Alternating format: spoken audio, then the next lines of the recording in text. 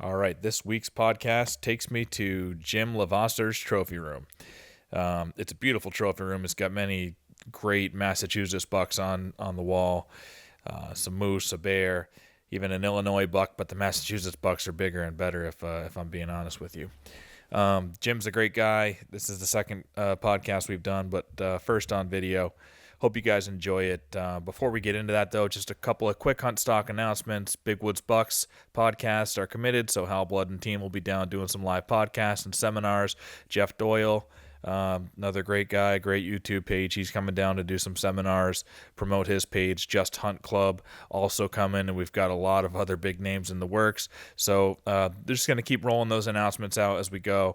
But just a reminder, we are capping the event. So the farm is only so big. It can only handle 2,000 people per day. I do think we're going to sell that out. So get your tickets early. Prices go up on April 1st. We want people to buy their tickets early so we can get a projection of how much food and beer and things like that we got to order. So try to get your tickets before April 1st. Prices are going to go up $10.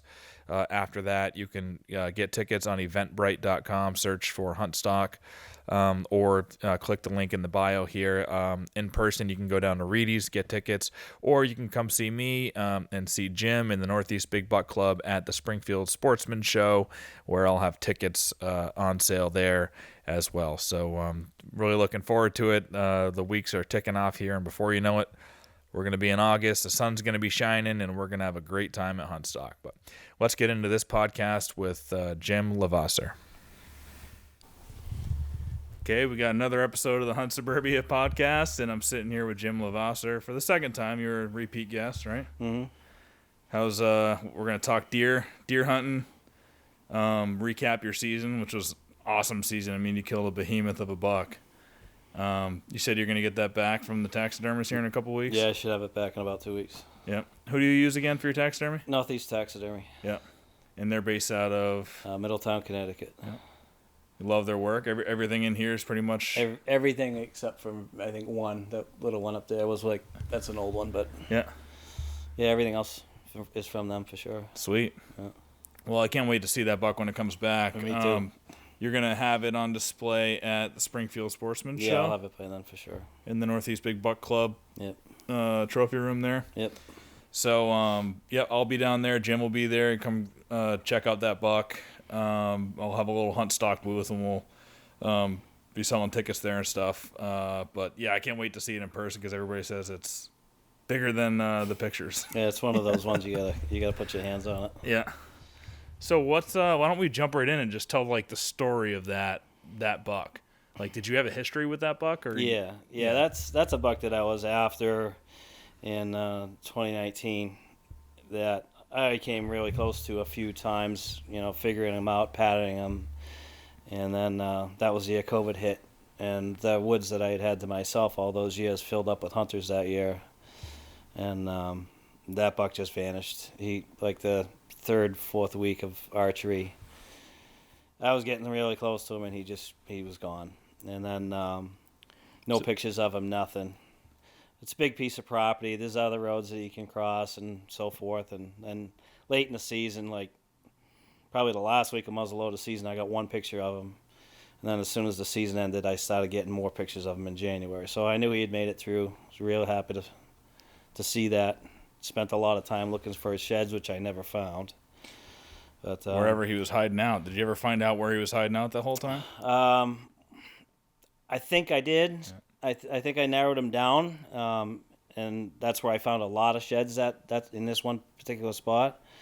But I didn't find his. So that doesn't mean he wasn't there. It means he could have dropped the sheds anywhere. Somebody else could have picked him up too, right? Right. Yep. Right. So, but I spent a lot of time hunting him in 2019. He was real nice then. And then 2020 rolls around and started getting pictures of him right off the bat, even in July in velvet. There was no mistaking it was him. So you picked up the first picture of him in 2019, or like what was your first? Yeah, 2019 I started getting pictures of him. Yeah. I really didn't. I might have gotten pictures of him from years before, but yeah. I don't really look at a 2.5-year-old buck and follow it. Yeah. I try to focus on something that's bigger that keeps my attention. I really delete all those smaller pictures. Yeah. So I don't know if he'd been around before that. He probably was. But 2019 is when I saw him, liked him, hunted him, wanted to kill him. Didn't work out. Yep. And then 2020 is the year the woods flooded, right, with people? Because that was kind of the first year we were on lockdown. Yeah. Right. So I got my years mixed up, right? Yeah. Okay. Yeah, so 2020. So that's, the woods filled up with hunters, and he was out of there. Yep. So this year, 2021 rolls around. Then in July, I started getting pictures of him right off the bat. And he was more impressive. But in velvet's kind of hard because they look so huge.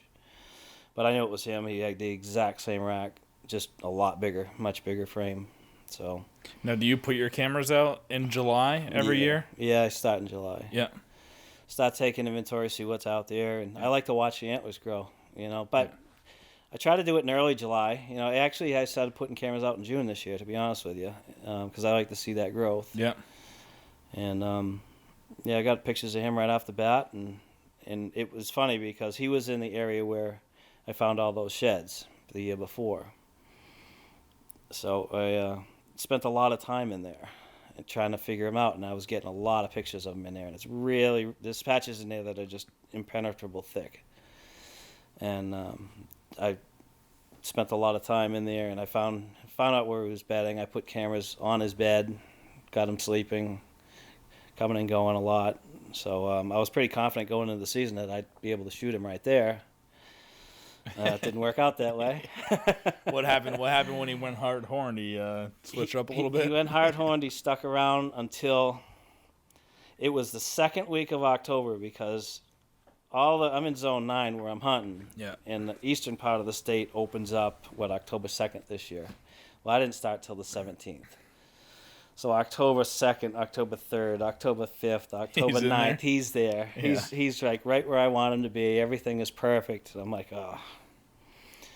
A couple days before the season, my season opens up, he's gone again. So I got cameras on both sides of the road. And a week or so goes by, and I get him. Now he's across the road, back where he was the year before where I was chasing him. So I'm like, okay, well, that's good. I already got the stand set up over there. I'm ready to go. I kept an eye on it, and he ended up doing like almost exactly the same thing the second year. It's coming by the same spots at the same times. Yeah. It was really crazy how consistent he was from year to year. Did the same thing 2 years in a row. But he was smart, and I wasn't getting close enough. I wasn't getting close enough to his bed. So I changed my strategy with him a little bit. I didn't know if other hunters were going to come in. So what I did was I'm going to go after him. I'm going to get closer to his bed. I'm going to pressure him a little bit. This time if I pressure him and I bump him across the street, at least now I know where he's going. So I became much more aggressive, got right in tight to his bed, literally put a tree stand up 75 yards from where he beds. And sat there, and of course 8 days went by. And you have a camera on his bed still? Not on that one. No, this okay. was across the road. This is different, but I know where he's bedding on both sides of the road. Now, when you put a camera on a bed, just a quick sidetrack, when you put a camera on a bed, do you put it low? Is it you way up behind the tree looking down? Way up high looking down. Yeah. I don't want him to walk in there and see the flash or anything like that. I put it up as high as I can reach it. Yeah, some of those cameras, there's a big flash that you don't really realize. But Right. I have one tree this year that I think I showed you a big 9-pointer I was after this year that was wide, old, really heavy body. And I had a camera, a cell cam and a regular cam under it. And I didn't realize how bright the cell cam's flash was until I looked at the regular camera's footage. Yeah, and you can see every time when it lights up, and they're looking at it. Didn't really change. They came through there still, but some bucks probably it's gonna spook them. Yeah, this one spooked him on one of the cameras because I got one of the reveal Tacticams, and it's one that shoots a picture and then gives you a 5-second video. So when I get the pictures of him, that was fine. But when I checked the SD card, I could see that the picture got his attention. And then in the video, he's staring at the camera like, what is that? And then he just kind of turns and just creeps away from it. And it's funny because I never got a picture of him on that camera again. He never went by that camera again. Yeah. So I think the big bucks get smart to that. Yeah. They try to avoid it. Yeah. It's funny too. Like every picture I had on my cell cam of that big 9-pointer, he was looking away from the camera. I never saw him looking at it. I don't know if he was like not avoiding eye contact with it or what. Yeah, it's weird. He literally never looked at the camera. He was looking away in every picture. Yeah, it's funny how they do that. It's weird. All right, so you put your stand up 75 yards from his bed. Yeah, and like I said, what time was it? What time frame was this? Like late October? You decided, or that was right away when the season opened? No, I shot him on November 2nd. It was 8 days. No, it was 10 days before that I set the stand. Okay. And didn't hunt it. I wanted to let it rest, and he wasn't there. I wasn't getting consistent pictures of him.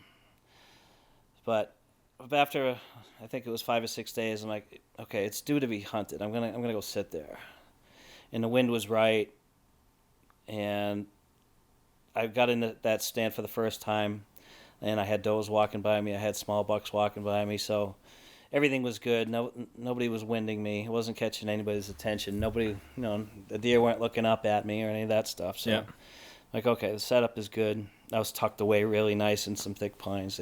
Nothing would even look up at me. But I knew he was due to come back, so I decided I'm staying here. I'm gonna kill him right here because it's a perfect bottleneck to get to his bed. And on November 2nd, perfect morning, really cold, slight wind, and I'm looking for him on my left hand to come out from behind me on my left hand side and go to his bed. Well, I catch moving off my right hand side. How many guys have I talked to this year where they're big bucks? Yeah, it's not where you expect them to come from, ever. Like so often happens, and I see him. I'm like, that's him, no question. And he gets 30 yards away from me and stops. He's not looking at me, but he's looking out to his right. He's coming in broadside, but he's looking away from me towards his right at 30 yards, and he just stops, and there's no way I can shoot. There's tons of brush in the way. And he was there for over 20 minutes, and he never moved. Uh-huh. And I was like, when that big buck steps in, your heart's going. It's like, here it is, my heart's pounding out of my chest. And finally, I just decided, I'm like, well, the wind is going directly from me to him. I'm like, he's got my wind. Don't get excited about it because he's just going to turn and walk away. He's going to walk out of your life. Probably keeping that tree between you and him. Yeah. Like, no, don't get excited about it. And then there was a good 20 minutes, and finally he just kind of put his nose to the ground, wagged his tail, walked into my first shooting lane. And he was just walking. I just stopped him at 24 yards and drilled him. Wow. And he just ran. He ran 75 yards to where he beds and fell down. He fell down right where he beds. And this is, so for the people who don't know, tell them the stats on this buck. Like, the weight was incredible. He was a mainframe 8 with a little, Yeah, he's an 8. The ninth G4 on the left side don't count. So he's a clean 8. Yeah, and what did he score? He scored, one of the biggest 8s I've ever seen. Officially, we haven't got him official yet. Well, I scored him, but I can't score my own deer. So I scored him at 155 and 2/8, which huge. I think most other scorers will come up with that same because he's really easy to measure. Yeah. He dressed at 248 pounds. Yeah. Which is my biggest weight buck by far. My previous before that was 221, and I took him down to Mass Wildlife because I pulled in the driveway with him. My neighbor next door comes over and he's like, "Oh wow, that's a monster." He's like, "What's it weigh?" I'm like, "I don't know. I just shot it. I don't know." He's like, "You ought to take that down to Mass Wildlife. They're gonna want to see it. Go see Johnny down at Mass Wildlife." Is your neighbor a hunter too? He's a pheasant hunter. Yeah. He doesn't hunt deer. So I'm like, that's not a bad idea. I'll take it down to Mass Wildlife. It's 10 minutes down the road. So I took it down there, and there was a biologist comes out, and she looked at it, and it's a nice deer, and she checked it in for me, and we put it on the scale, and she's like, "Wow, that's a big deer, 248." I'm like, "Yeah, I know, thanks." And matter of fact, she told me, I told her, I says, I'm gonna send a tooth in for aging. I've started doing that recently. She's like, you got to call me when you get the aging back. I want to know. So I stayed in contact with her, sent the tooth out. The aging came back. He's 5.5 years old, which Prime. I thought he might have been 6.5, but 5.5, prime deer. So I called her back and I told her. And according to her, it was the biggest by weight deer that they checked in Mass this year. That's awesome. That she knew of anyway. Yeah. So she said nothing else came in close to that at her check-in station. Just a behemoth. I mean, that deer is awesome. Yeah, I had to call for help getting that one out. I was gonna say, who helped you drag it? Your son? Now he was at work, but another buddy of mine called me. So. Oh, beautiful deer. We'll put pictures up in the video too, so people can see it. Just an awesome deer. And then your second deer. So tell the story, because I know you were kind of. I saw you made a post about your second buck. You weren't really super happy about it, and after reflecting upon all this, how do you feel about how the rest of your season went? Well, my second buck was actually one I got in Ohio. I got 3 bucks. Okay. Yep. So I went out to Ohio with some buddies and shot a nice 9-pointer out there. Not a huge deer. I think he was like 127-inch deer. Nice deer, though. With a gun? No, that was bow. Yep. And had a good time. One of the other guys shot a really nice deer, too. I think Chad shot one that was, like 143, if I remember right, an 11-pointer. His biggest deer, so that was really cool. Wow.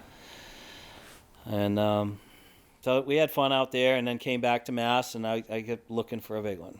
Moving cameras, checking, scouting. I was in the woods every day. Wasn't finding what I was looking for. But I decided to go back to my big woods spot where I shot the big one the year before. Because there's always big ones that roam out there. And wasn't getting any pictures of, big ones. But like I said, they just show up sometimes. So I spent some time out there. And Still November? Or... Let's see. Yeah, that was November. I shot all my bucks in November this year. Yeah. Because I love late season. I always have. But You got a good one last year, late season, right? Yeah, that one right there. So the thing is, I had no acorns this year. Any of the spots that I hunted at, there was no acorns. So it was different, totally different this year. I had a hard time finding them.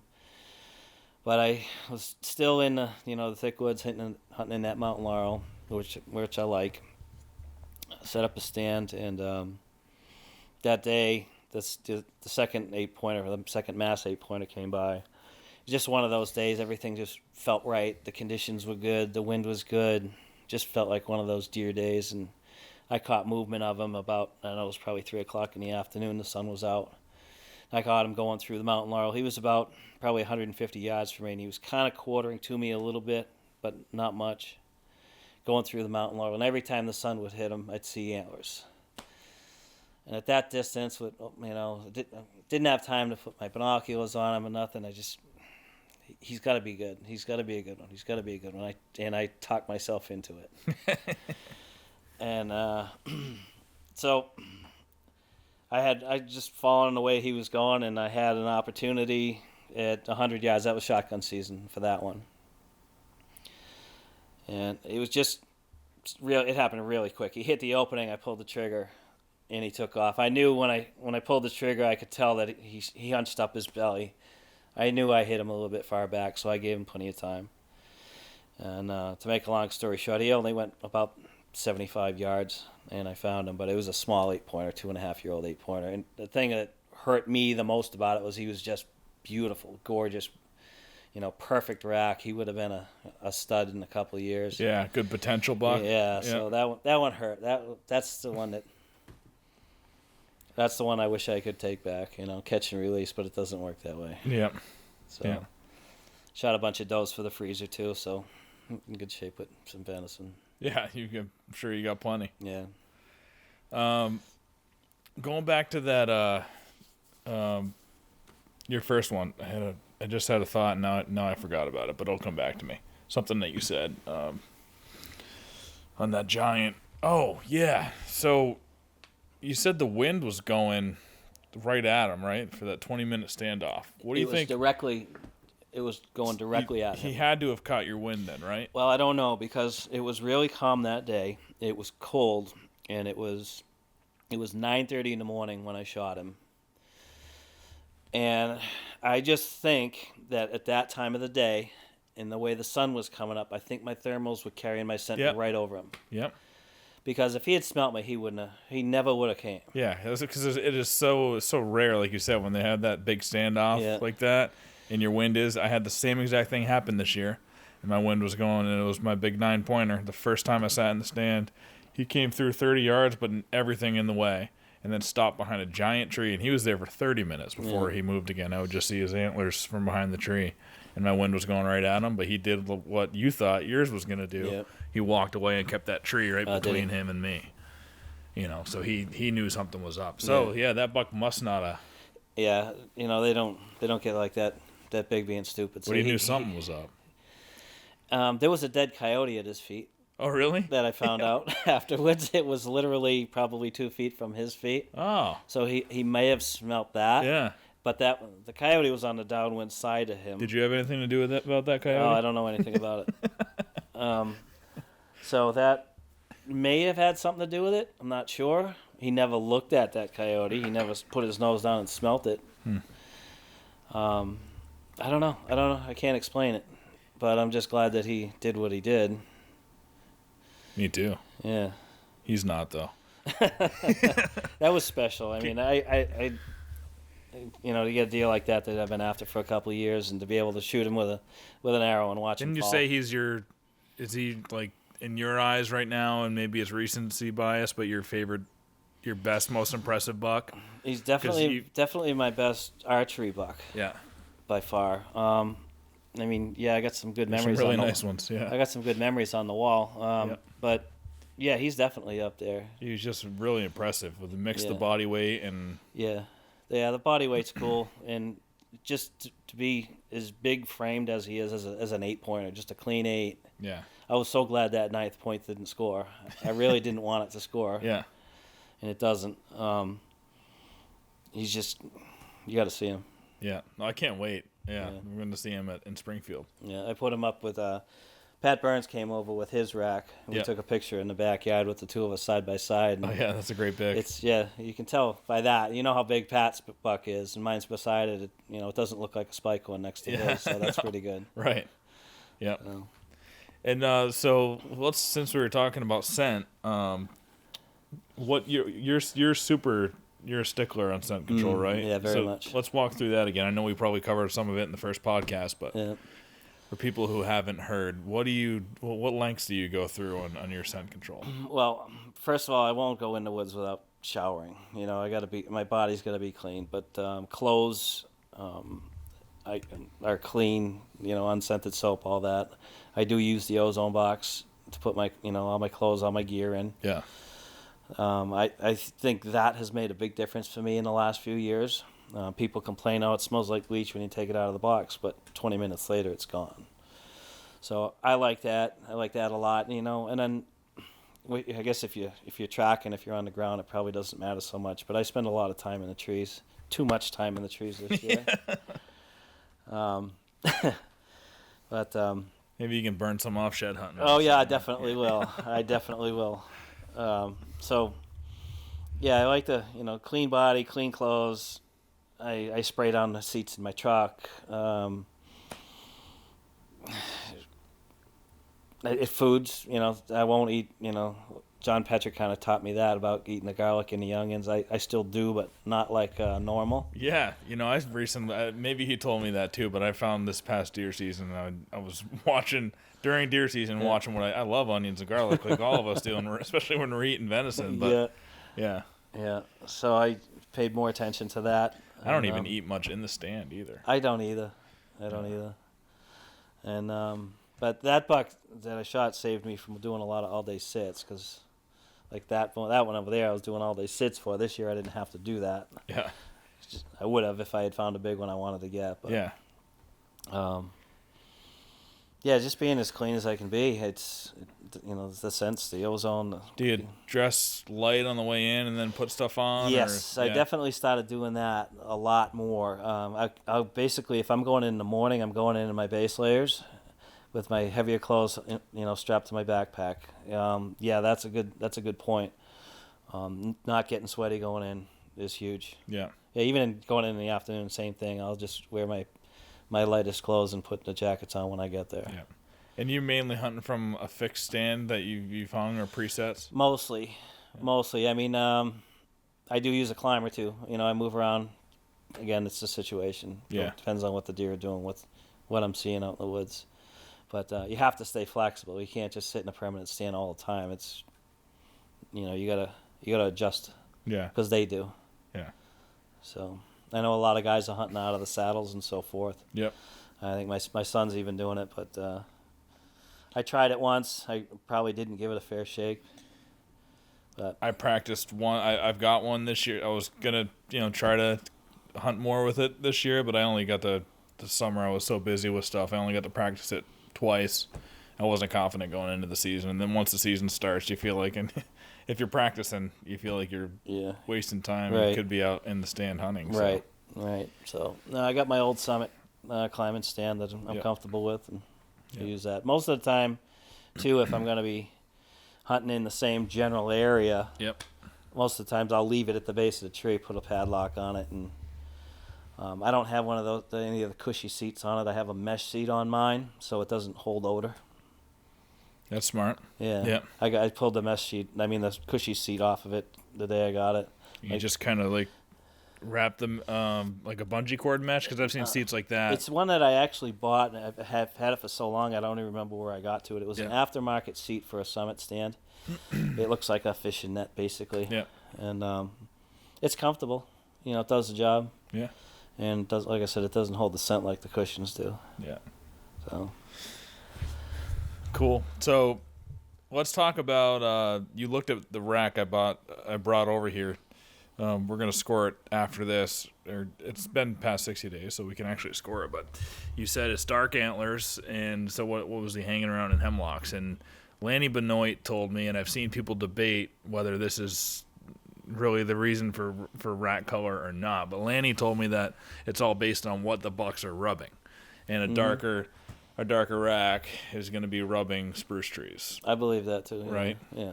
So is that why, you see the dark rack, you're like, did he come from a hemlock patch? Well, I mean, if they're in a hemlock patch, that's what they're going to be rubbing on. You know what I mean? Yep. Look at that one. Look at how dark he is. He was the same way. Yep. The second one over. Yep.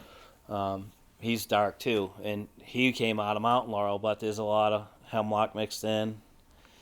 And then you get some of the lighter racks. I don't know. It seems like the lighter racks come from the hardwoods.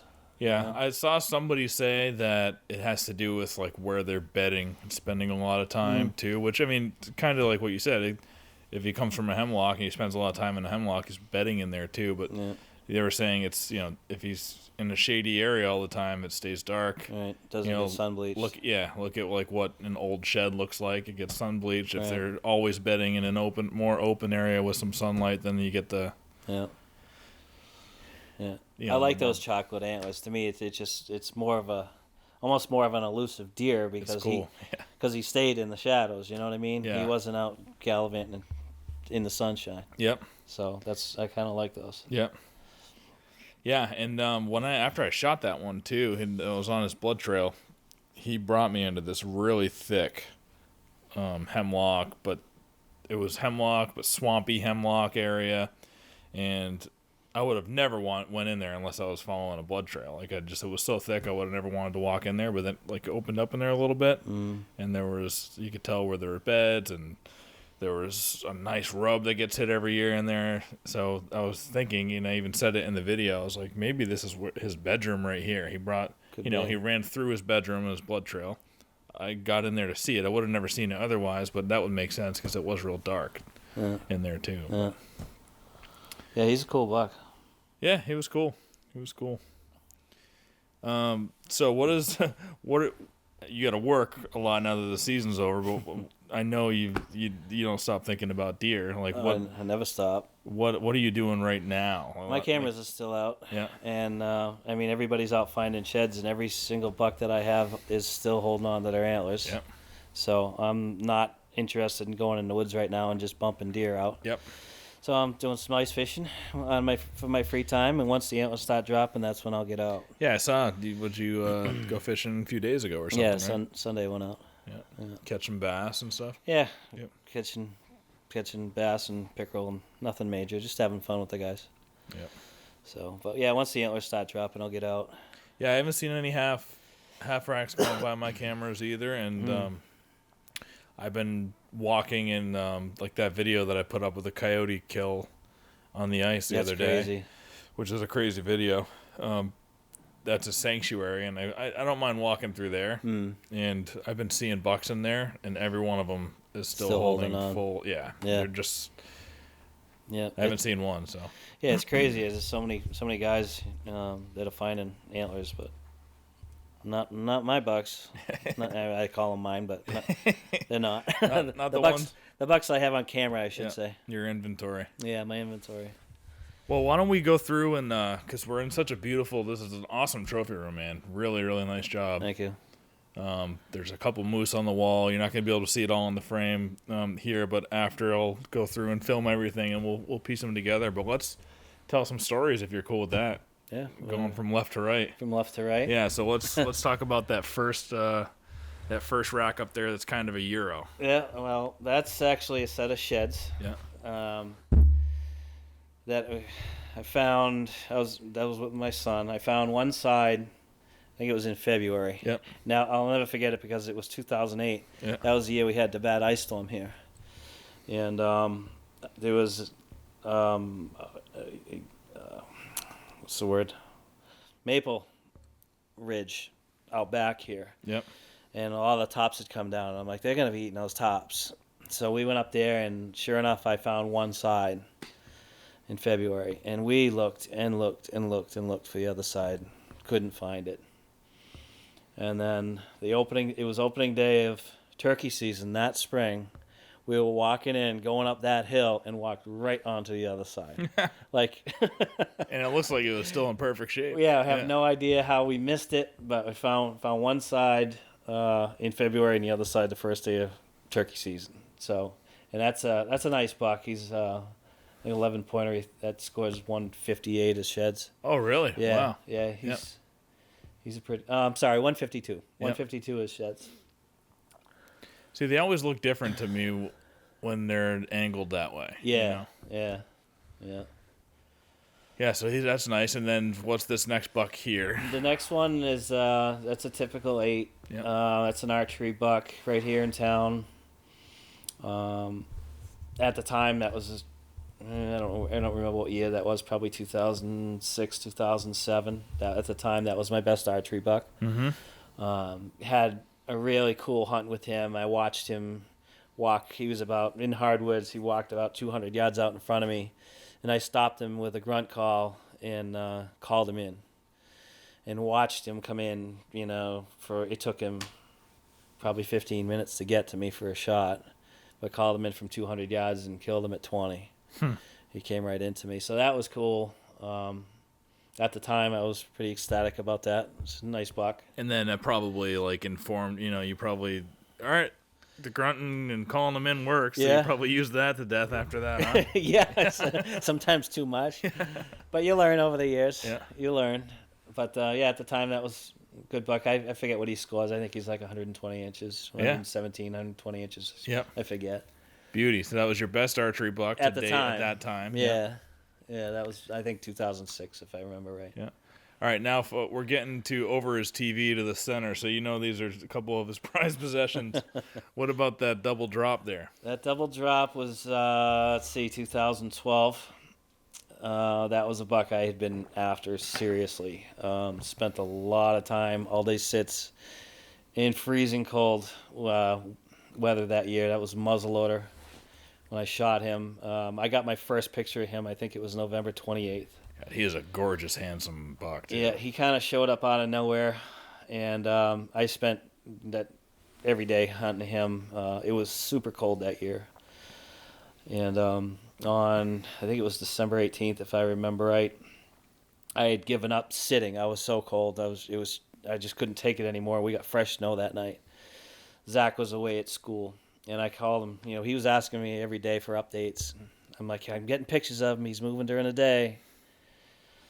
And that morning I woke up to fresh snow, and I'm like, I'm done. I'm not sitting in a tree. I'm going to go find him. So I got out, waited for first light, dressed really light. It was 8 degrees. Just really light because I knew I'd be walking all day. And finally got on his track. I think it was 2 o'clock in the afternoon. Wow.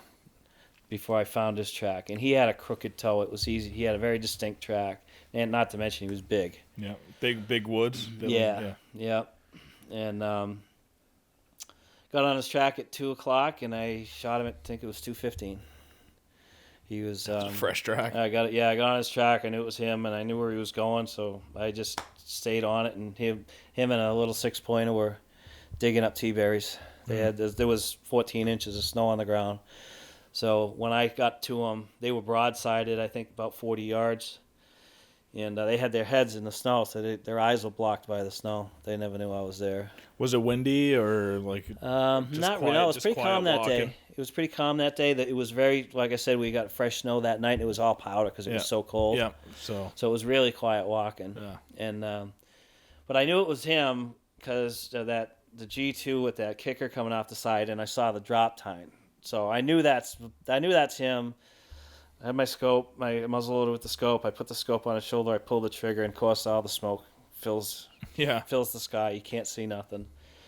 And finally, I kind of step off to the side, and this 6-pointer is running right at me. I literally had to jump out of the way because he was coming right at me. And my first thought was, oh no, I shot the wrong deer. Yeah, that was the first thing that went through my head. But he goes by me. I jump out of the way. He goes by me. I look in the snow, and there's no blood. And I look back up, and there's this one. He had just done a horseshoe and came right back to me about 50 yards away, put his nose in the air, and just fell over. Wow. So. Oh, man. That's a...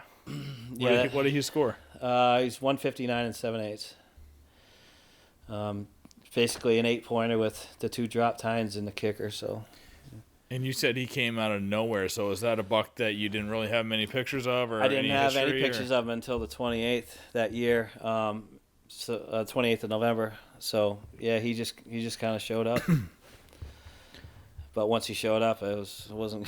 Yeah, he got all my attention. Yep, that was all you were hunting. Yeah, he's gorgeous. Yeah. Did you weigh him? Do you yeah, I weighed him. That, like I said, that was December 18th. He was a bag of bones. When I walked up to him, I swore he was the biggest deer ever because his body size was huge. But once I started dragging him, I'm like, boy, he's light. But he was just so rutted out. You know how they get in that time of year. So I think he was, I want to say he was 186 pounds, 184, something like that. Still a big deer, but he was just a bag of bones. Oh, yeah. And he was 6.5. Oh, he's hard to. Well, where are you gonna put your new buck? You gonna bump one of those out? Hey, you can still see green paint on the wall, right? So there's room for more. Yeah, but this is your prime territory here, you know. I think the new one's going over here. Yeah, we'll see. Build another prime wall here. I mean, every deer in here is awesome. This used to be a screened-in porch. I built this room just for this. Yeah. I built this room in 2005. Was it always vaulted like that? No. Yeah. This was a fallen down screened-in porch. Yeah. Had a shed roof over it. Yeah. Well, now it's freaking awesome. Thanks. I might need to contract you to build something like this at my house. All right. So then you got a moose up there. Yeah. Done a little moose hunting, have you? That's from Maine in 2016. That's the 30-30 moose, and it's not a 30-30 rifle. That was took me 30 years to get that tag. In 30 minutes to fill it. Oh, really? Yeah. We went up... You're putting in every year up there? Putting in every year for 30 years. Yeah. And on the 30th year, I got Drew for the tag. And I went up with a buddy of mine a week before the season started. Connecticut Carl. I think you know him. Yeah. We went up there a week before the season started to scout with the plans of my son and another buddy coming up for opening day to join us for the hunt. So we went up a week early to scout, and we weren't seeing much at all for moose. And Was he your second shooter, Carl? no, Zach was. Oh, Zach My was. son was, but Carl wanted to come up and help me scout. Yeah. So we spent a lot of time. We saw not a lot, but we saw some small bulls, stuff that just, I'll shoot one if I have to, but I'd like to have a nice, moose. Yeah. So we started After 30 years. So we started saying, well, that's a Thursday moose. The season opens on Monday, so Yeah. we got a Monday moose, a Tuesday moose, a Wednesday moose, a Thursday moose. The small ones a Friday moose. So we saw him. The season opened on Monday, so Carl and I found him Saturday. He had 2 cows with him. And You were just putting boot miles on, or we were walking and doing a lot of riding the roads. Yeah. And there was one thing that I told everybody before we even started. I says, I'm not shooting a moose from the road. Yeah. I want to get in the woods. I want to call them. I want to hunt the moose. Yeah. I'll scout from the road. We can cover a lot more ground that way.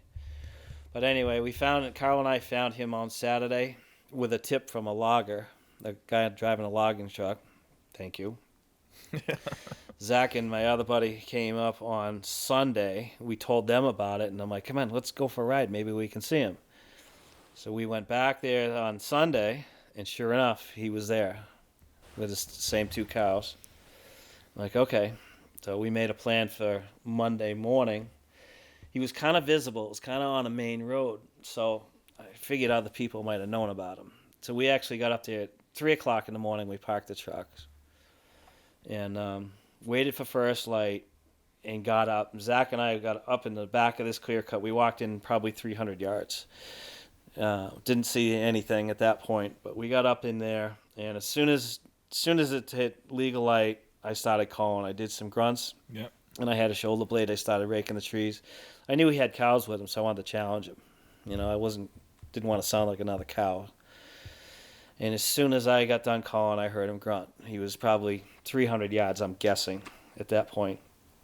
And he came in on a string. Yeah. He would grunt, and then he got into view of us. He was probably 150 yards, and he was walking right towards us. Like, let him come, let him come, let him come. The funny part about him is that every time he came to a bush or a brushy tree, he would put his antlers into it and rip it apart. He was so fired up that somebody was invading his territory. It was really one of the coolest hunts I've ever been on. And Zach and I this far apart watching the whole thing, and I could hear his heart, he could hear mine. It was pretty intense. What a great experience with your son. Huh? Yeah, it was awesome. So he came into about, I don't know, probably 80 yards, and he stopped, and he's looking at us.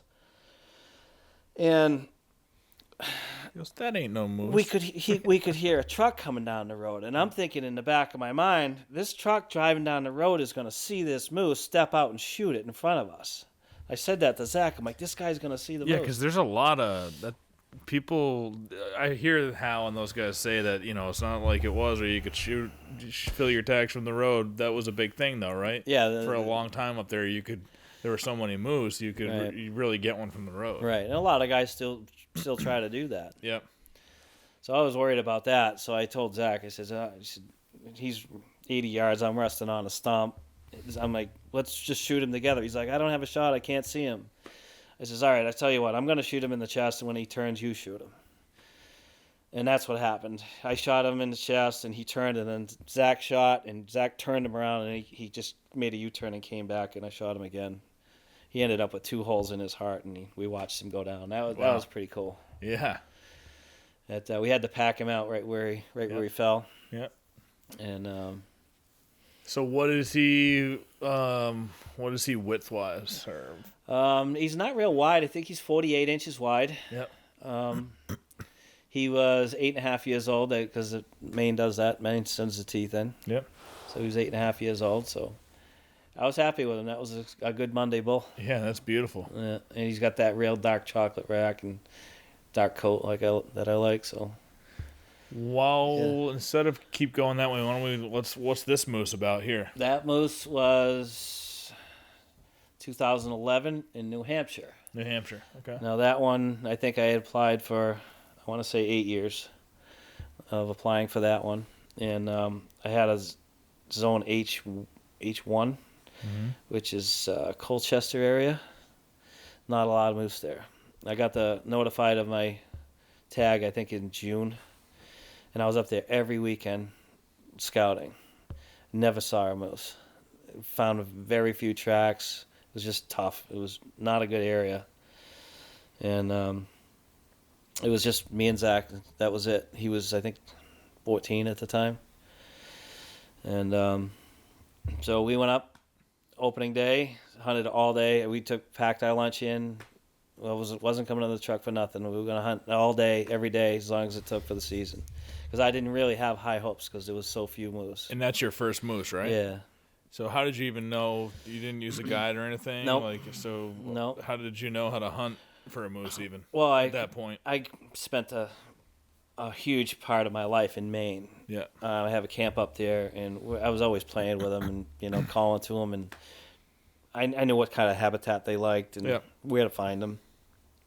Matter of fact, we always had friends that would come up and never seen a moose. Oh, come on, I'll go show you a moose. Yeah. So I knew what to look for. Yeah.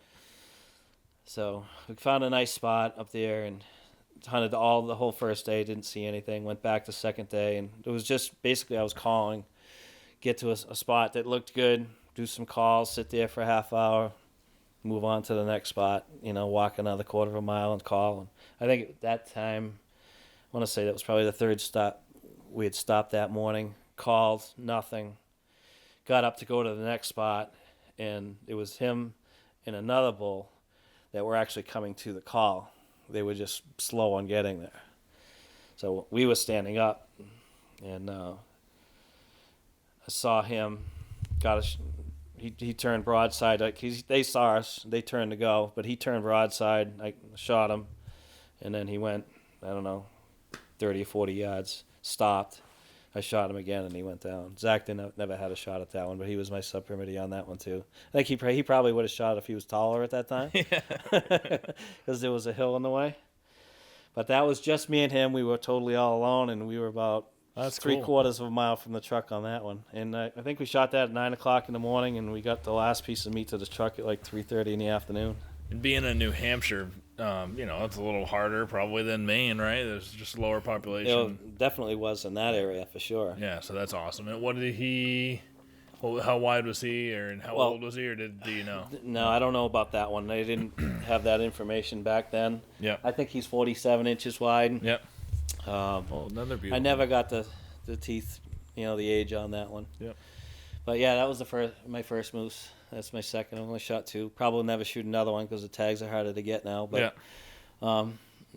pretty happy to have it. Those are definitely bucket list items for me. Oh yeah. Even I would have been happy with one, but that one, both of them was so great because Zach was with me for both of them. It's pretty cool when that happens. He's probably putting in every year too now. Yeah. Huh? Oh yeah. We both do. I had to wait 3 years on both states to start applying again, but yeah, I'm back in it. Yeah. You never know. Yeah. Yeah, I haven't put in, so I definitely need to start doing that. Might as well. Yeah. Got nothing to lose. This buck here, this is last year? No. No? This one was last year. Which one? The one with the chocolate rack looking down is last year. Okay. All right, so what's this one about That's here? 2011. That was a deer that I got really lucky with. The year before the drop time buck. Yeah, it was the year before. And that's nice back-to-back year there. Yeah. 2011, I got him. And really had no history with him other than I got a picture of him on my birthday. It was September 9th. That's the only reason I remember it. And he was 300 yards from where I'm sitting right now. Just random picture, just one picture walking by the camera. And nothing after that. And I wasn't really hunting back here that much. I spent all my time on the other side of town. And so that was it, one picture, nothing. And then somewhere around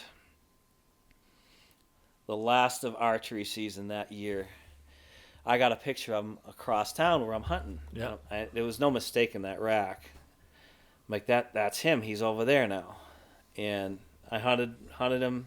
Wasn't seeing any deer that year. I wasn't seeing does. I wasn't seeing bucks. It was just I couldn't get on a deer to save my life.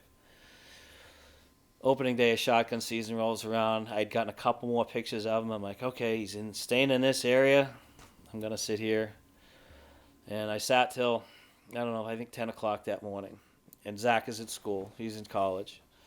talking to him, and I'm like, no, there's nothing going on. I says, I'm going to get down. I'm going to still hunt my way to another camera to go see if he's over there. Well, I was on my way still hunting to that other camera when I jump a doe out of some mountain laurel. She just gets up and takes off, and I'm like, shit. I wasn't shooting, I wasn't looking for a doe, but just one of those, shit. Yeah. And I'm standing there, and I'm watching her run away, and he stands up out of the mountain laurel. Oh. This one. Yeah. And he's looking at her going away. And he's only 30 yards from me. He never knew I was there. And I shot him quartering away through the mountain laurel, and he went 20 yards and fell over. That was all luck. I wasn't... Kind of, but you were going to, you were walking towards the camera. You were in between two camera locations, which are good places. You've scouted those. You have the cameras there for a reason. Yeah, and he was in the area. I knew he was in the area, but, I just kind of stumbled upon him, I think. Preparation and luck comes together there. Yeah. That was definitely my luckiest big one, I think. What date was that one again? That was 2011, because that was 2000. What month? Was it like... it was opening day of shotgun season. I think it was around... Early December, early November 28th, something like that. Yeah. So he was locked in with that doe, and that's why when she jumped up, he was just paying attention to her. That's actually my highest scoring deer, that one. What does he score? 166 as a typical 10. Wow. So, yeah, he's got a cool character on his rack, too. Yeah. And those big brow tines, which are not really that... you don't see a lot of that around here. Yeah, that's hard to come by. Yeah. Is he the biggest brow tines on any buck you have? Yeah. The new one from this year is close. Not quite that big, but close. Actually, they might be. They might be. I'll have to take 2011, 2012. Those were some two really good years there. Yeah. All right, and then to the right of that beautiful buck, you got your last year's deer. That's last year's. And that's the one that, so there's an age certificate under that one. Yeah. Let's tell the story on that deer. Oh, that's one that I had been after for a while on private property that had gotten sold. I'd kind of given up on it after it had gotten sold. Found out 2 years later that a budding property had been logged, and after they logged it, they donated it to the state for conservation purposes. So it became open to hunting, and I don't think anybody knew about it. So once I found that out, went in and set up some cameras, paid attention to it a little bit because I was after other deer in my other spots. But ended up walking in. Let's see, I think that was the first week of shotgun season. Ended up walking in, and I jumped 3 bucks. And one of them was him, and there was 2 other nice bucks that I didn't get good looks at, but it definitely got my attention when I saw him. Well, you knew about him, right? No, at that point, no, I didn't. Really? I didn't know he was still there, no. At that point, no. But until that day. See, what happened was that day when I jumped him, he ran away from me, and then he made a right-hand hook, and he ran up about 500 yards and ran right in front of my camera. And that's when I looked at it, and I was like, holy crap, that's a big buck. I didn't know it was that same one that I'd been after previous years at that point. Yeah. But because he's old. We'll get to that, right? But I figured you had to have had some history with him. Yeah. So I had pictures of him from like I said, when I was on that private property for years. Yeah. So anyway, but you didn't know at the time that was the same buck. No, I didn't know it till actually. So I walked up to him after I'd shot him. But he definitely got my attention. So there was a big storm coming. Second week, I guess it was second week of shotgun season last year. The big storm hit, and it was on a Saturday when it was coming in. It was going to start off as really hard rain and then turn to snow. And I figured that I had enough time to figure that spot out. And I told Zach, I says, "Help me get a stand in there." I says, "I got to hunt this buck. Help me. I'm going to be in deep snow. It's going to be cold next week. I want to be comfortable. Help me bring a ladder stand in there." So he did. He gave up his Saturday morning. We went in, set up the stand. And I told him, I says, "I'm not leaving here till I kill that deer." And that's when I started doing the all-day sits. Monday morning sitting dark to dark, Tuesday sitting dark to dark. It was cold. It was really cold. But every time I sat there, the wind was perfect. The conditions were great. Were you seeing anything on those all-day sits? Yeah, the first day I saw like 22 deer. Yeah, in zone 5 where I was, I'd never seen that many deer ever. Wow. I mean, 22 deer in one day. I think all the years I hunted there before, I didn't see 22 deer in a season. Wow. And it was real deep snow that first day you Yeah. sat there too? Yeah, that Monday it was after the storm. So Yeah. maybe they were all like herding up, like when you get a bad storm like that, they sometimes can they think came about in. going to their yard. And, Yeah, they piled in. There's a lot of mountain laurel there, and there was a lot of acorns that year too. So they had everything they needed. mm-hmm. The second day, I think I saw 8 or 9 deer. So that at least makes the all day sit. Oh yeah, in the cold a little bit better, right? Oh yeah. And it was a long walk in and a long walk out, so there was no sense in getting sweaty walking in and out either. I just staying for the day. And I got him on the third day. I think he showed up somewhere around 10 o'clock that morning, and I shot him at 130 yards with my shotgun. And I knew it was a big buck. I texted my son. I'm like, BBD. He says, "What'd you get?" I'm like, "I don't know, but he's big." As soon as I walk down there and I see that flyer coming off the back, Yep. he used to have 2 flyers, so I knew it was him, and it was a great buck, and I was wicked psyched about it. And that was one. So I'm like, okay, don't know how old this is. I thought he was like 7.5 based on previous history I'd had with him. What does he have? 11 squirrel points? 11 points, yeah. Yeah. So he sent a tooth in, and he came back at 10.5 years old. Yeah, wow. So. And what a great rack for 10.5. I know. You know? I wouldn't expect it to be that good for that age. So we had 2 flyers the year before? 3 years before, when I had the other pictures of him. What does his rack look like here at 10.5 versus 3 years before? Very that? similar, except he's missing his flyer on the other side. So he really didn't. You don't think he dropped in scoring too much? He might have tiny bit. He might have lost some main beam length. I think that's about it. Tine length is all good. You know, everything else is there. His brow tine, see how he's got the double brow tine on the left side? It used to be one, so he grew that kicker off the back of that. That's cool. So he added some character. Traded the flyer for the kicker. Yeah, I'm not complaining. What did he score? 151 3/8, I think. Beautiful. Yeah. And it goes back to Pat Burns' buck this year that he can't wait to find out what that age is. Where he thinks it's at least 11.5, 12.5. Yeah. Who knows? And it's just still sporting a really nice rack. It definitely lost some inches from last year. Yeah. And maybe its best year was a couple years ago, 2 or 3 years ago. I forget what Pat says, but all in all, he really didn't go downhill like you see those really old bucks sometimes do. Yeah. Like, what is that about? I know. I can't explain it. There's some anomalies out there. Good feed, I guess. Good cover. Yep. 10.5. So he's your oldest. Oh yeah, for sure. And he's 2 years older than that moose. Yeah. Yeah. Oh. Yep. Nice buck. All right. So what about this one here? So remember I told you I got that picture of this one behind the house here, about 300 yards away. Yep. It was 1 year I hunted behind the house, and that's where I got him. That was sitting in the afternoon. I think it was November 6th. That was another archery buck, and it's kind of funny. This stand was like the only stand that I have had that year for a south wind. The only way I can hunt this is on a south wind, which we don't get here. Yeah. But it had a south wind that day. It was warm. I'm like, well, that's the only stand I got. That's where I'm going. And he came in at 4 o'clock, just like it was meant to be. Yep. Came in at 19 yards, and it was all over. He's a beautiful one. It's nice to get one behind your house every once in a while. Yeah. My son was younger then. He was still in, I think, either grammar school or high school. I called him, and he actually rode his bike up to come help me get it out. It was warm that day. He had shorts on and a T-shirt. I'll never forget it. That's awesome. So. Did you weigh him, or you have any stats? That was 190 pounds. Wow. Yeah. Wow. Nice. Yeah. Nice. Big one. Yeah. All right. And what about this guy here? That's an Illinois buck. I was gonna say he doesn't really look like the other ones. No, that's something about him. I think that's the only out-of-state buck I have here. That's Illinois. That's 3 years ago. Archery, and that was a young deer that I shouldn't have shot.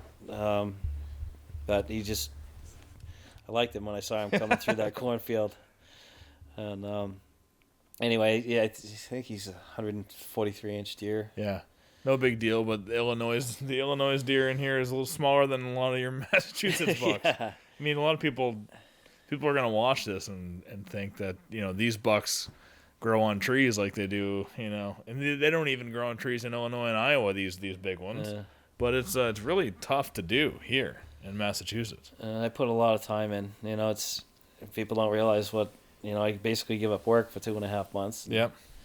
I'm out there every day, and plus, once I get into it, June, July, it's nonstop, boots on the ground and running cameras and checking things out and setting up stands and doing all kinds of stuff. Yeah. And I don't stumble into them most of the time, except for that one. Yeah, but you were in the area for a reason on that one. Yeah, but it's I mean, most people would kill for just one of these deer, and you've got a dozen of them on the wall that are all pretty comparable to each other, and better than an Illinois buck. He's a nice buck, though. Yeah. Yeah. Yep. Okay, and then I think this one's the first one that's in frame. Yeah, that one's that's another one from right down the road here. It's a friend. It's kind of a funny story because it's a friend of mine who owns a farm down the street, and that was shotgun season. I think it was second week. He was bored and lonely. He's one of those guys that he likes to hunt with somebody else. So I'm like, all right, I'll come down. I think it was a Saturday. I'll come down and hunt with you. And he's like, I'm gonna go to this tree, and you go down to the back of the farm. And I'm like, okay. And I get out of my truck, and I'm like, oh, shit, I forgot my coat. I'm like, I got to run back to the house to get my coat. And my coat's got my orange on it, Yeah. He's like, all right. He says, well, I'll go down to the end then, and you just go into the halfway tree. I'm like, okay. I go home. I get my coat. I go down. I go into the halfway tree. He calls it the killing tree. And I jumped deer. There was 3 does in the field as I was getting there, and I get in the tree, and I wasn't in there half hour, and I called him up. I said, "There's a nice buck down at the bottom of the hill." He's like, "Shoot it." I'm like, "It's 300 yards away." I said, "But it's coming my way." I says, "I don't know if I'm gonna shoot it." He's like, "Shoot it." I'm like, "I don't know." It gets 100 yards closer. I'm like, "I think this is a nice buck. I think I might shoot it." He's like, well, I'll be waiting for the bang. And I don't know, it was probably 5 or 10 minutes later. Bang. He kept coming? He kept coming. I shot him at 60 yards. Yeah. And I've never hunted that farm since. Because he doesn't invite you anymore? He does. He told me, he's like, you can come hunt it any time you want and blah, blah, blah. But he had been hunting that farm for 20 years and never shot a buck like that. Yeah.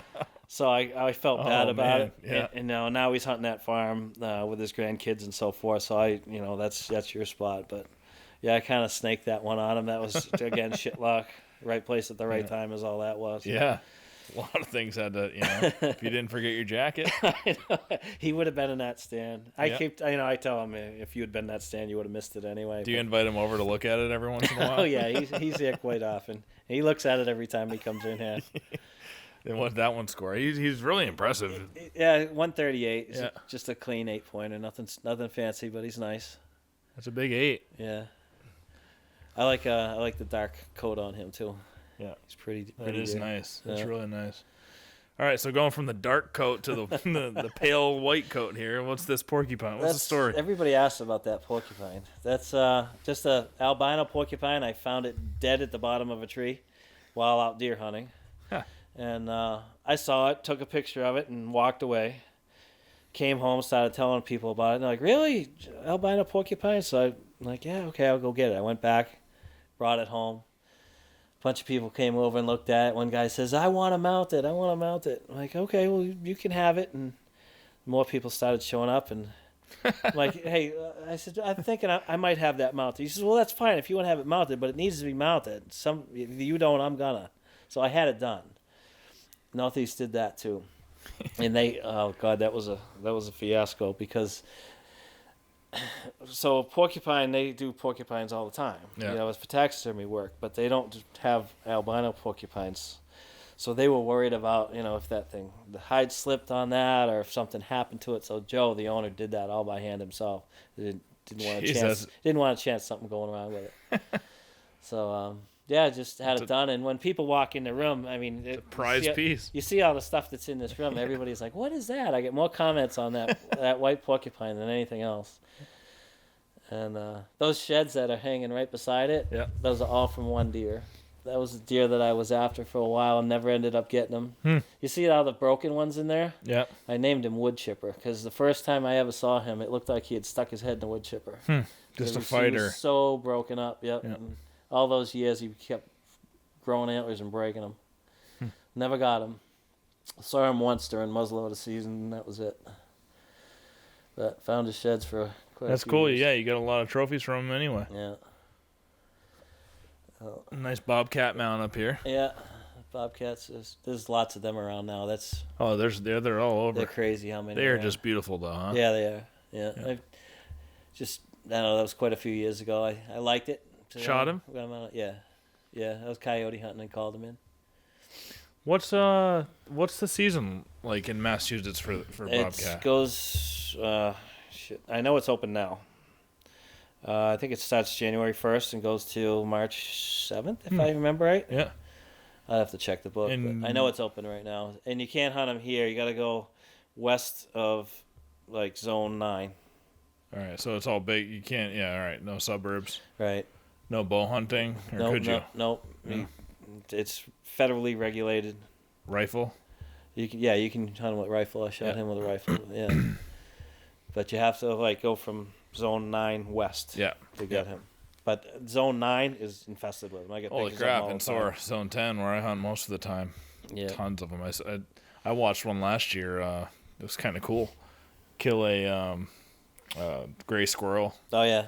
But before they killed it, just toyed with it like your pet cat would with a mouse. Is that right? Tossing it up in the air, batting it around, and getting it into its mouth, tossing it, flipping it, throwing it up on stuff. It was pretty cool to watch. That's the one good thing I like about bobcats is they eat a lot of squirrels, and the squirrels don't eat my sheds. So That's true.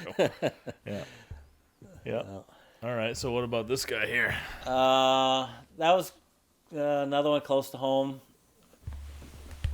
That was a while ago. That was, I don't know, 2005 or 6, something like that. Back when I was just starting to get into the bigger bucks. Yep. That's probably one of the two small ones that are here. But that was shotgun season. Hunting Mountain Laurel. Yeah. What about The this one Euro? next to it is pretty much the same thing. Yep. That was older though. That one was probably 2003 or 2004. That was shotgun season too. That was before I started shooting the big ones. And the only reason those two deer are up there right now is because that's what Zach's deer were. But he moved out, bought a house, and I had to fill the hole. Well, where were they before? They were Zach's. Zach No, where were those? Oh, downstairs. I got a bunch more downstairs. You got an overflow room? Yeah. Yeah. Yeah, so I just wanted to fill the hole. We're going to have to do a quick sweep through the overflow room later, too, because those are always blow people away sometimes. So What about this Euro here? that's an archery buck from right here in town. A few, I don't know, 3 or 4 years, probably 4 or 5 years ago. Yep. Nice deer. Just not one at the point where I want to mount anymore. Yep. But I still want to mount. Do at least do a Euro. And the other one up top. I don't know. I gotta stand up and see which one that is. Oh, that one. The 7-point. Oh, hello. I forgot about you. Well, I just couldn't. I can't tell from here. That was an archery buck. And that was a really cool hunt. That was a 221-pound deer. Wow. He was your biggest one before At the that? time, before yeah. the one this year? Yeah, before the little one this year. But he was cool because I watched him for a solid half hour. Called him into. Got into my stand. I'll never forget it. I got into my stand, pulled up my bow, hung my bow up, looked down the run where I wanted the deer to come from, and I just see Rack going down. He was eating acorns. I'm like, perfect. It's one that actually happened the way you drew it up. He was coming exactly where I expected him to come from. Yeah.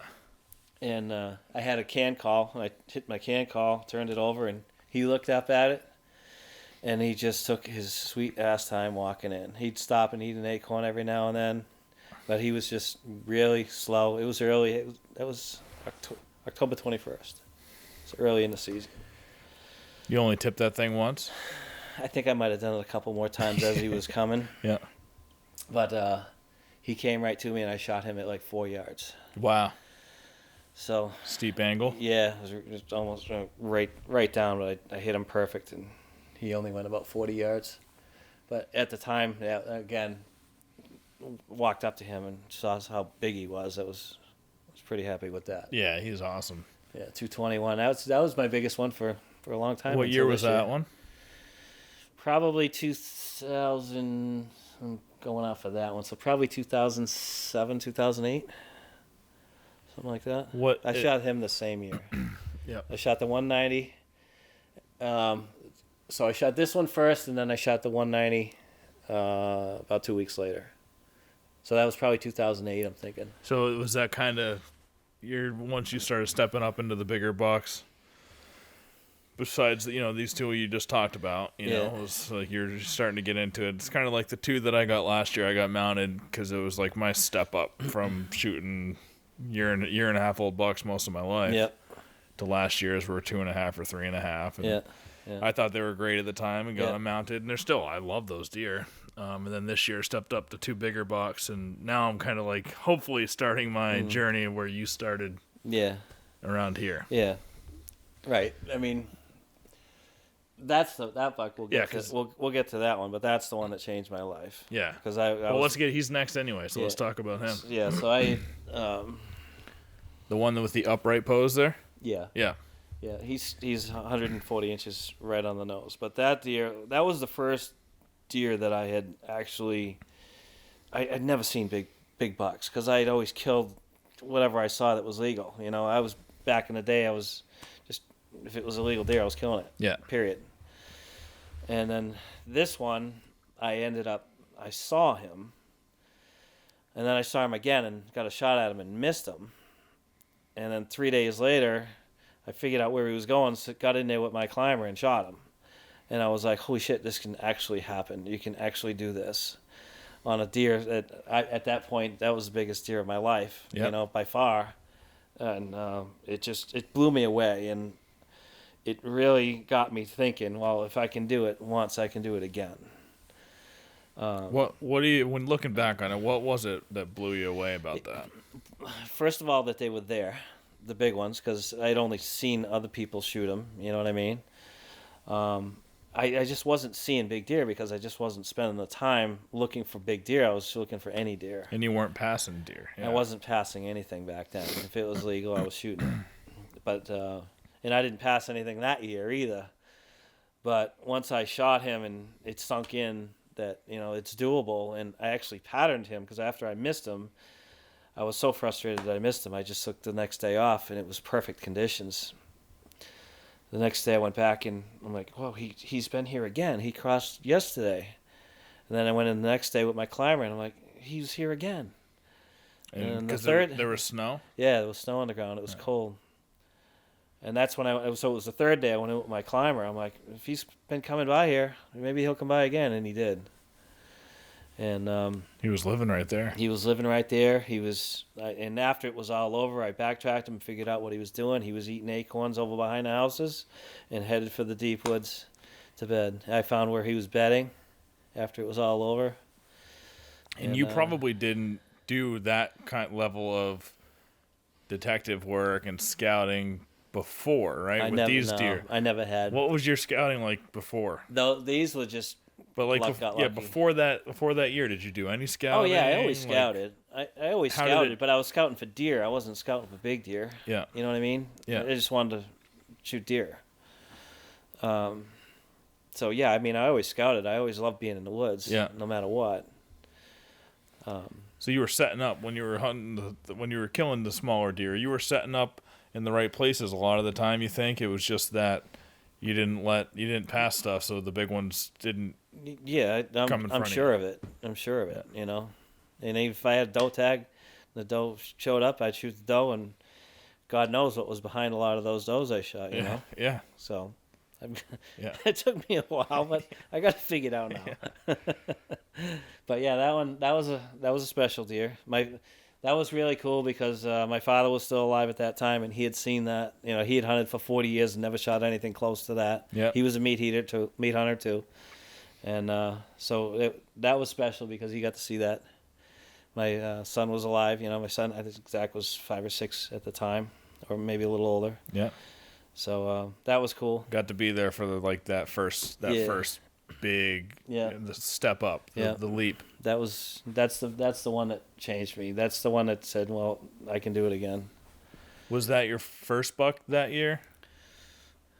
Yes. Yeah. So yes. what happened the rest of the time after you got that? I shot a 7-pointer right after it. Yeah. A decent 7-pointer, like a 3.5-year-old. That's downstairs. That's mounted too. So you still weren't at the point where you're like, sunk in completely yet. I mean, it was only like a couple days later when I shot the 7-pointer. Yeah. It takes a while to get off that trigger, man. Right. Yeah. I was always good at killing stuff. So. Yeah. But I'm not saying I threw a light switch, but I shot the 7-pointer, and at the time, that 7-pointer was the second biggest deer I'd ever shot. Oh yeah, so you got your 2 biggest deer in the same season at that point. Yeah. Yeah. Perfect. Yeah. Yeah. So that was just your next step ladder. So what year was that? That was 2005. 2005. So then what happened in 2006? Because I'd be interested to know. It's one of these. I don't remember the date. I think it was that one. I think it was that archery deer. Yeah. I think that was 2006. But did you go into that year then going, all right, I'm only going mature bucks? Yep, and I shot that deer in the same tree that I shot that one out of. That turned out to be a really good stand for a couple of years. It was a hub. It was like deer would come from every direction there. And did you pass some deer? I did. Before that one came out? I did. Yep. I started passing. It's pretty cool. I started passing deer, and it's pretty. You feel good about it. Oh, yeah. You know that. That buck now has a chance to get older. Yeah. I could have killed him, but he has a chance. Yeah. Yeah. Yeah. Now it's. I love watching deer. I pass way more than I kill. Yeah. Well, you like posting videos too sometimes. Yeah. I was somebody. You get it all the time, I'm sure. Like, oh, you're passing that? Yeah. You're passing bigger deer than I've ever killed. You're like, yep, that's part of the fun now. Yeah, it is. Yep. It is. It's like the smaller 8-pointer that I shot this year. I passed up so many bucks this year that were way bigger than that one. Yeah. That's why that's another one that one hurts. Yeah. But hey, what it is, what it is. Yeah. Can't take it back. There's more out there. All right, so what's that buck to the right? That's a Christmas Eve buck. That's cool. That was with Zach too. That was muzzleloader season, and that's kind of a funny story because when I went out with Zach, he was 10 or 11 years old, and he said, "We get out of the truck. I had my muzzleloader." He says, "What do you have for tags?" I says, "I have a buck tag and a doe tag." He said, "Okay." So we get in. There was snow on the ground. I'm tracking this area. I jump up some deer. They get up. They run across this road. It's private property. And I knew where they were going. So I said, "You want to go in and push those deer for me?" "Yeah." I said, "You stay on the tracks." I said, "Wait, let me get around the other side of this hill, and you push them into me." He was all for it.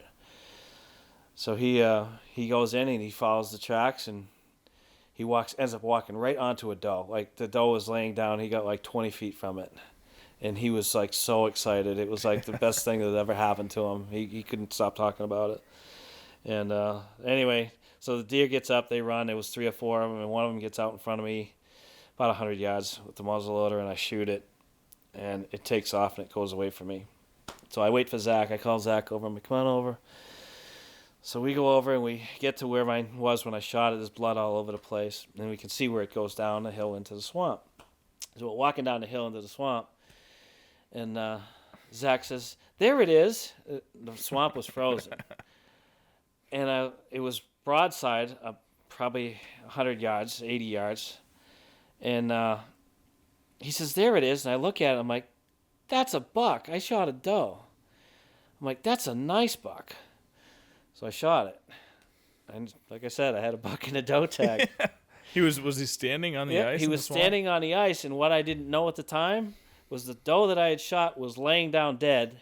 Oh. And he was standing. He came out of the swamp to look at it. He was standing there looking at it. It was dead. It was dead like 10 feet in front of him. Wow. So I shot him too. Christmas Eve, Wow, that's with a cool. buck and a doe tag in my pocket, and Which one did you drag and which one did Zach drag? guess. Yeah, he was young at the time, so. Okay. Actually, we both dragged him. I think we put him in a jet sled, and I think we got them both in there, and we both pulled it out. So, but that was fun. We've had a lot of good experiences together. Yeah, you have. I can't wait to do that with my son Austin. Yeah. Yeah, he's only a year and a half, so he got a few more years before he's. You get there. Yeah. All right, and then we got a euro under that one there. Yeah, that's the Ohio buck from this year. Oh, this year, nice. Yeah. Yep. Cool. Yeah, that's the 9-pointer from Ohio. What do you guys go to the same spot in Ohio? You have a camp? That was the first time we'd ever been there. Oh yeah. Yeah, and what'd you think? won't go back. No. The spot that we went to it's a deer factory. I think they just want to kill as many deer as they can so they can show and post on Facebook. You went to an outfitter? Yeah. Yeah. And it's a factory. I don't know. They killed so many deer this year. I don't know how they're gonna have any shooters next year. I mean, I don't know how many deer they shot. They must have shot 80 deer. Wow. Like that. Bucks? Yeah. Jesus. Like that in bigger. So yeah, I'm not going back there. We're probably gonna end up going back to Illinois, where we've been going for the past few years. Yeah. We got a chance at some really, really giant vicks out in Illinois. You didn't go to Illinois this year. You went to Ohio instead. Yeah, I went to Ohio instead and tried something different. Yeah. So Indiana. I hear that's a sleeper stage. I've heard some good things about it. That buck that just got killed, the second biggest typical buck of all time behind Milo Hansen's buck, just came out of Indiana. Yeah. Crazy. That was That's a beauty. heavy. I know. Heavy horn. Yeah, it looks like a Saskatchewan buck. Yeah. Yeah, that's a beauty. It was beauty. Yeah, Indiana. I like sleeper states. Like I'd like to go to like a sleeper state. Mm-hmm. Not the ones everybody talks about. Yeah. But I think that's it. Zach's pheasant. Yeah, there's another euro over there and tucked in the corner. Yeah, that was a couple of years ago. That was another small 8 I shouldn't have shot. And you got a bear here. We can't skip over the bear. bear. The bear. Zach was with me for that. Yeah. Wow. Awesome. That was up in New Brunswick. We had a really good week up there. We were hunting over bait with the bow. And I think that was on Wednesday. The first couple days we had seen bear every time we went out. That night we were sitting on a bait. It was a 55-gallon barrel. And so the guy drops us off. We're in the tree. And the barrel was standing up with the cover on it. And we had these 2 cubs come in, and they were like 15 pounds each. And they climb up on the barrel, and one's hanging on one side of the barrel, one's hanging on the other side of the barrel. And we're up, Zach and I are up in the tree, and we're laughing at each other, laughing at it. It's like watching TV. And one of them lets go, and the other one, the cover comes flying off and makes this racket, and they go running off. And we nicknamed those 2 bears the can openers because that's all they did. They opened up the can, and they never came back. And that night, a couple other bears came in, 100-pounders or whatever. The bears are so hard to judge. I'm not good at it. Yeah, I hear that. Finally, this one came in, and I looked at Zach, and I'm like, that's a pretty good bear. He's like, yeah, that's way bigger than anything else we've seen. I'm like, you want me to shoot it? He's like, sure. End of story. So that was fun. We did that together. Yeah. And yeah, that's cool. He's been there for both your moose, the bear, and a handful of these big bucks. And a lot of these big deer, too. Yeah. Yeah. You got a nice bass up there too. Did you catch that? I did. What's that? Looks like. Let me guess. You're gonna be wrong. I'm bad at guessing antlers. I'm probably worse at guessing fish. I'm gonna say 7 pounds 1 ounce. Oh wow! No shit. 7 pounds 2 ounces. No way. Yeah. Wow. People don't think that because he's not real long. Yeah. But he's thick. Oh, he's wicked thick. Yeah. And I caught him in July, so it wasn't like during the spawn or anything. Wow. But yeah, you're the first one that's ever. That was just a lucky guess. I was at Kevin Polis's house, a buddy of mine, the other day, and he has the only reason because he had a largemouth bass mounted there, and it looked similar to that, and it was 7 pounds 6 ounces or something. I don't know. So that's probably the only reason I was close there. But, yeah, good job. Northeast mounted that too. Yep. Did you catch that in Mass? Yeah. That's big. I mean, these northern bass up here, you don't find them much bigger than that. Well, I mean, guys are Florida, getting guys are getting 8-pounders around here. I mean, I've never caught them, but I hear about it. Yeah, but still, I mean, I guess it's a little bigger, but Yeah. you're getting like 20-pounders sometimes down in like Florida and in the Yeah, south. It's yeah. like, We're not seeing that here. yeah. They don't have a long enough growing season. Oh yeah, that's probably what it is because Yeah. they're under the Yeah, down in Florida, they're growing all year long, eating that good bait. Yep.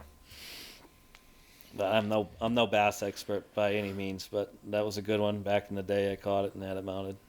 Yeah. Just wanted a fish for the room. You got a turkey feather over there too. I think that's huh? Zach's. Oh yeah. I got all my turkey stuff's downstairs. Do you hunt turkey every year? Yeah. Yeah. Yeah. Yeah, I like turkeys. It's a good thing to do that time of year because shed's finishing up at that time. Do some turkey hunting and gonna get into doing some fishing. When do you work, dude? I work a lot. I do. I work a lot. You stuff the work though into whatever throughout the day. You stuff it, and then on the weekends you're. Yeah, I mean turkey hunting, for example. I'll turkey hunt. Usually, I'll usually go out opening day and shoot my turkey. Shoot Yep. one turkey. Yep. But I'm shooting it at Yeah, it's 6. not like you got to scout too much. I'm shooting it at 6:00 in the morning, and I'm working at 8. Oh, yeah. You know what I mean? Yeah. So that's the thing about turkeys is you can get out there early, get it done, and go to work. Yep. So I'm not losing any work time during turkey season Yep. at all. And then the rest of the year, the rest of the turkey season, I like to take other people out, call birds for them, and hopefully they get one. I've done that a lot. Yep. And then I like to fill my second tag, the end of the season Yep. after taking other guys out. So it's fun. I like calling them in. Yeah. I like seeing other people shoot them. Yeah. Because to me, once you get them coming in, pulling the trigger is just a technicality at that point. Mm-hmm. So I like seeing other people get birds. Yeah. I've taken a lot of people who have never shot one before. Yeah. I've never shot one still, but I have so many people saying, "Oh, I'll take you for your first one. I'll take you." But so far, I haven't got the bug for it. Yeah. I want to do it, but I haven't. I'm not looking forward to it. Yeah. I'm sure I'll get there. Yeah. It'll happen probably. Yeah. I think once you do, you probably like it. I'm sure it will. I'm just I have an addictive personality, so I'm nervous that it could become another something that's gonna take away from other parts of my life. Yeah. Yeah. So now I'm after those 800-pound turkeys. The Colorado elk. elk. Yeah, I got 2 years out there so far. Oh yeah, so let's talk about that a little bit. Yeah, I haven't had any luck yet. First year we went out rifle season, and that was middle of October. There was nothing happening. The rut had just ended, from what I was told anyway. The rut had just ended, and the elk were in the dark timber, and I saw one bull, and Did you go and with then Zach? some legs. No, Zach hasn't been up for elk yet. So we rebooked. Well, he's gonna have to be there for your first elk. Yeah, He's there for I hope so. That'd be awesome. bear, moose. That'd be awesome. All you gotta do is take him, and you're gonna get an elk. That's a good point. Zach. So yeah, when we went back last year, we went archery during the rut, and wow, was that cool! I mean, we saw lots of elk. We watched elk fight.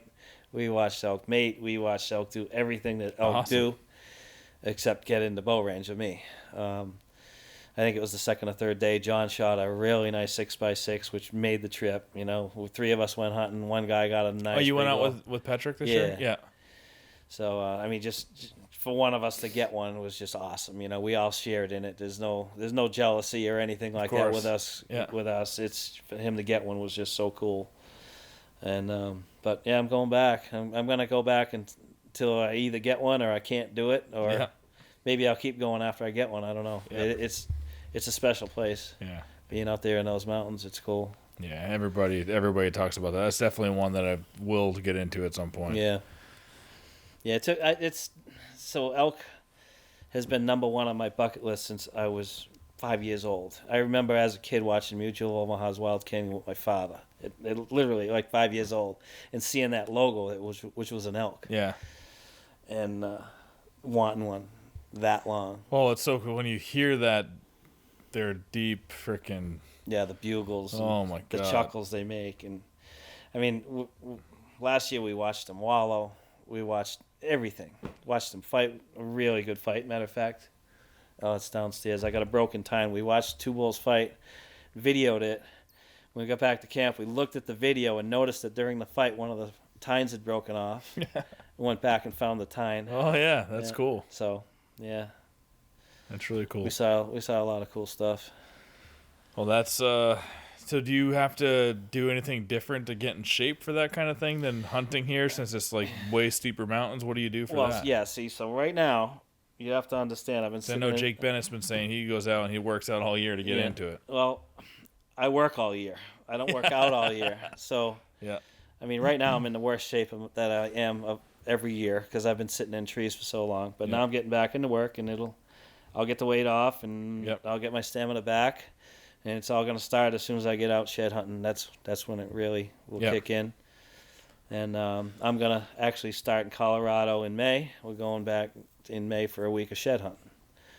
So we'll be hiking those high peaks and lots of miles. Yeah. In May. And that'll really kickstart again. That'll kick a kickstart it for sure. Yeah. The elevation changes is all. The elevation. How do you prepare for that? It's huge. I've handled it really well the 2 years that I've been out there. I haven't had any issues with. Yes, I get winded, of course, but I mean, the elevation sickness or any of that, and I keep up with the guides, so I'm doing okay. Yeah. Cool, man. Okay, for an old fat guy, I get around all right. Yeah. Well, that's awesome, dude. I hope you get one next year. Yeah, thanks. I'm gonna keep trying. Just got to bring Zach, maybe. Yeah. Good idea. He's working now. He can afford it. He can afford it. Yeah. Actually, maybe not. He just bought a house, but he'll get there. Oh man, the housing market right now. He'll get there. He's just bought he got a really nice house and 10 acres of land, and he can hunt right out his back door. Perfect. Yeah. Every hunter. I mean, I talked about it on a few podcasts, but like when you're looking for a house, it's the requisite number one is have some woods behind your house. Yeah. I had that here for years, Yeah. and then the neighbors in the back changed, so I can't cut through anymore. Yeah. No. Oh well, that's why you do your scouting, right? That's why I do my scouting to find other spots. Yeah. One thing I will say though is that I lose a lot more spots than I'm gaining. It's getting harder and harder to find, decent private spots, even public spots.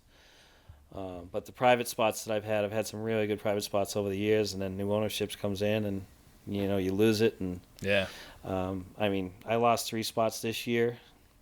Didn't gain any. The year before I lost 2. I think I gained 1 spot. I'm definitely losing way more than I'm gaining for sure, which is turning out to be okay because now I'm finding these big public land bucks in deep woods that it's working out. Or you might have to work a little bit harder, get a little deeper. Got to go deeper, Yep, for sure. Yeah.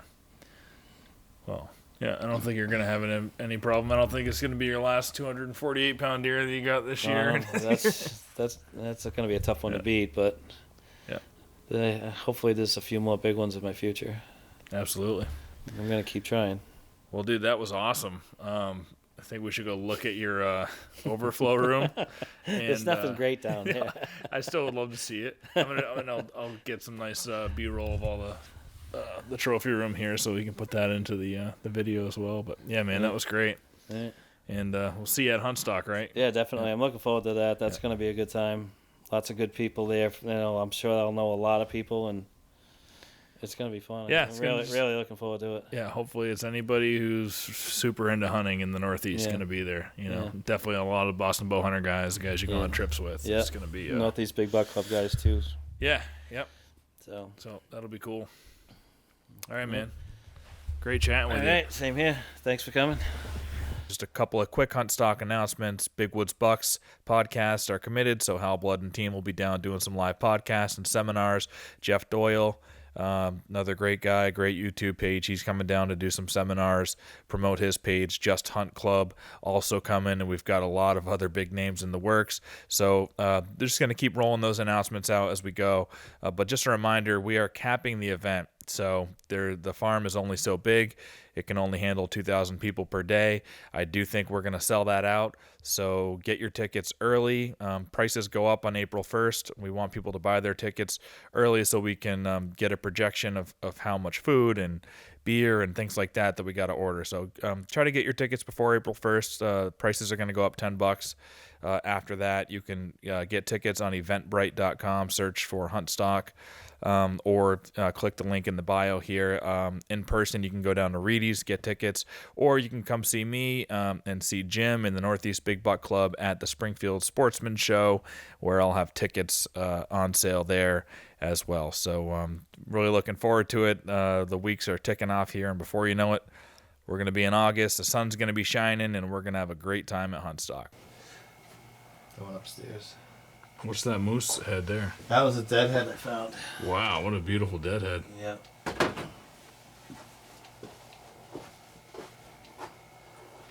Like I said, a bunch of... It's a huge mess.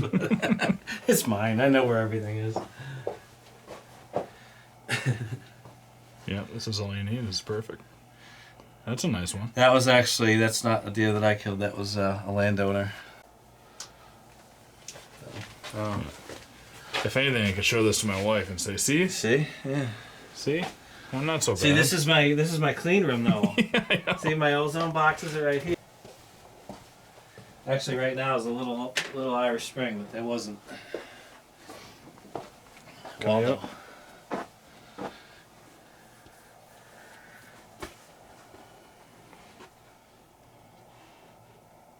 There's a few turkeys. Yeah.